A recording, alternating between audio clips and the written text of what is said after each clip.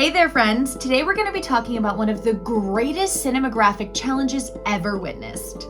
If I say Deadpool, your first thoughts are going to be of the big blockbuster hit that ranked in several hundreds of millions of dollars upon release. Of course it is. And yes, Deadpool is, of course, a smash hit, but Ryan Reynolds and some of his team had to go up against some insane complications to get the film to where it is today. In fact, it took 16 years to get Deadpool to come to where it is today. A record. Okay, honestly, I'm not really a huge fan of these kinds of movies, but in this case, Deadpool has a fascinating story. So today we're going to be talking about the twists and turns of the writing and filming of this movie. It all began in May of 2000 when Marvel announced they were going to be making a Deadpool film. And for the first time, they were going to be making it on their own without any help from any major studios. Already, those of you that know a bit about the movie are thinking, wait a minute, didn't this film come out in 2016? And yes, it did, but just you wait. We have so many anecdotes to bring you from those long 16 years. So as I mentioned, the project was initially announced as going to be made without the use of major studios. But in 2004, things changed. Marvel announced that they would be developing the film through one of their major studios, New Line Cinema. David Goyer, the film's director and screenwriter, had already been working on it, and he had already thought of Ryan Reynolds for the main role. But he'd soon set this idea aside and he started working on other projects. And too bad, we were off to such a good start here. 1 year later in 2005, already 5 years after the project was already announced, New Line officially dropped the project, which was then picked up by 20th Century Fox. So, all right, I mean, you're dropped by one studio, picked up by another, not too bad, right?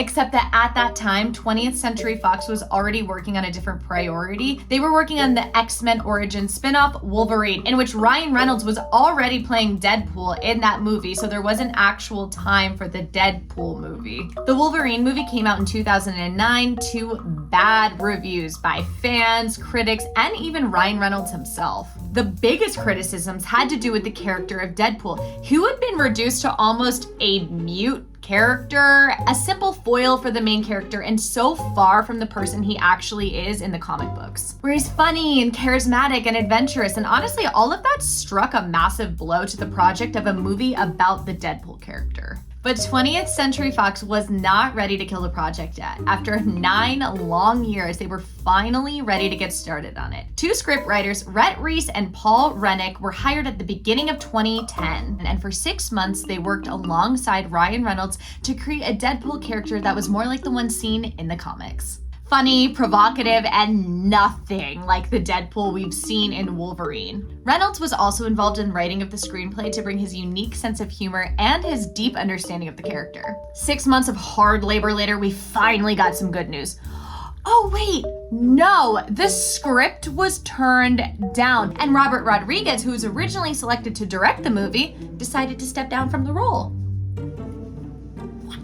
At this point, it's been 10 years since the film was announced, and we're back at square one. And to top it all off, another major setback, Ryan Reynolds signed with Warner to play another superhero in a different movie, The Green Lantern, in a film in 2011. At this point, it seems like the Deadpool movie will probably never see the light of day.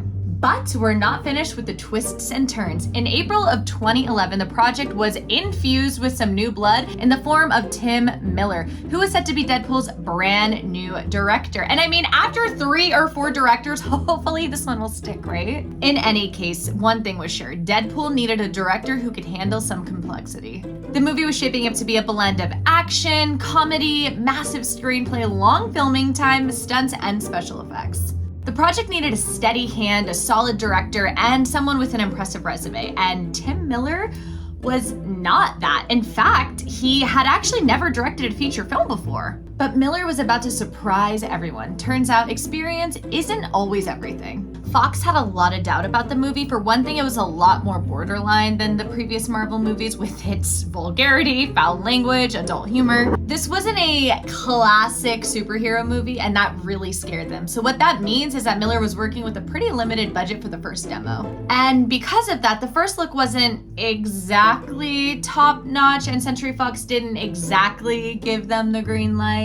Still, both James Cameron and David Fincher, both friends of Miller, got a look at the screenplay screenplay and liked it so much that they recommended it to some higher-ups at Fox. But while Miller, Ryan Reynolds, and the screenwriters waited for that green light, Fox wasn't really in a hurry. They had a string of other blockbusters on their priority list, including 2011 X-Men First Class, 2013 The Wolverine, 2014 X-Men Days of Future Past. And in July 2014, 14 years after the project had initially been announced, for those of you that are all keeping track of this, yet another obstacle struck the Deadpool filming. The demo trailer and the first images were leaked online. Catastrophe. But this time, things took a different turn. It had been nothing but bad news for Deadpool until now. A twist of karma. The images went viral and people loved it. And on September 2nd, 2014, after the big leak, Fox finally decided to give them the green light. Something that's kind of funny is that Miller and Reynolds, in their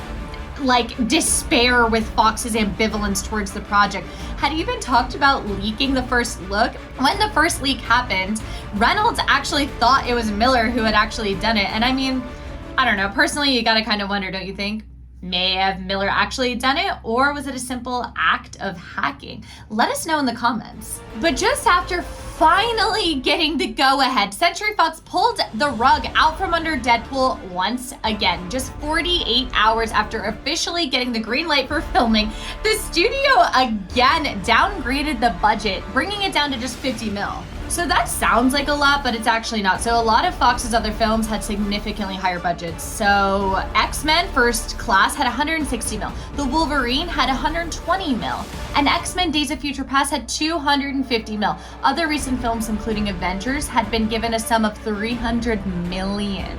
To make matters worse, the fact that the budget was downgraded at the very last minute meant that the team was forced to rewrite certain scenes and cut out the film's previously really important elements. Nearly 1 out of 10 pages from the script were pulled. But at this point, the entire team was fully committed. To give you a sense of how invested Miller and Reynolds were, they both cried the first time they saw the suit that they would feature in the film. This is a statement from them. "We fought like hell to make this the most faithful comic book to movie adaptation fans have ever seen.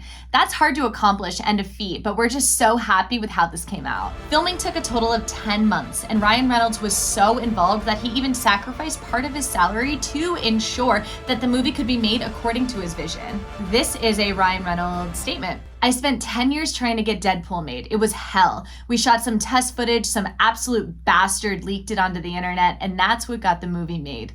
The studio never really believed in it, so they gave us absolutely nothing compared to other comic book movies. We had to make every dollar feel like 10. But those 10 months turned out to be enough. The film was a smash hit, complete with pop culture references, hat tips to other films, improv scenes, and absolutely killer comedy. The stunts and special effects also did a lot to contribute to the film's massive success. The action scenes are excellently choreographed and include a lot of dangerous stunts, and the actors underwent some seriously intense training. The battles and special effects are just breathtaking. And you know what? It actually makes a lot of sense when you figure out that Tim Miller's background is in special effects. When it comes down to it though, the main reason for the movie's success lies on one man, Ryan Reynolds, the main actor. Reynolds is a loyal fan of the Deadpool character, and he worked for years to bring the character to life.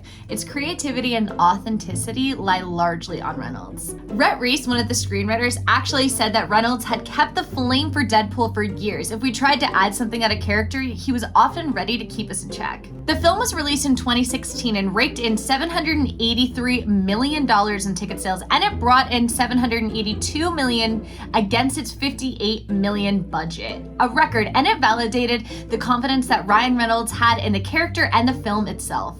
And as it turns out, this isn't actually the only time this type of thing has happened in cinema history. There are a lot of films out there that took a long time in coming, and films that people didn't initially think would work. And actually, that's true outside of the world of cinemas. There are tons of artistic projects and scientific innovations that get languished until years after their creators were finally able to prove their worth. And sometimes the perseverance of a handful of people is just what you need to create that necessary spark. For a few examples, look no further than Pulp Fiction. Apparently, one of the producers said that this was the absolute worst script he had ever read in his entire life, and the entire team lived in fear that the investors would pull out at any moment. Lord of the Rings, the extremely ambitious project, scared off more than one producer until finally New Line decided to pick it up at the very last minute. The Godfather. Apparently, this film was refused by by 11 different producers. Back to the Future, this script was refused no less than 40 times. Let us know in the comments if you'd like to see an in-depth look at any of the movies we just mentioned. We decided to talk about Deadpool because it's such an interesting case, the fact that it belongs to the Marvel franchise. You'd think that such a successful movie franchise would be willing and eager to launch a brand new superhero.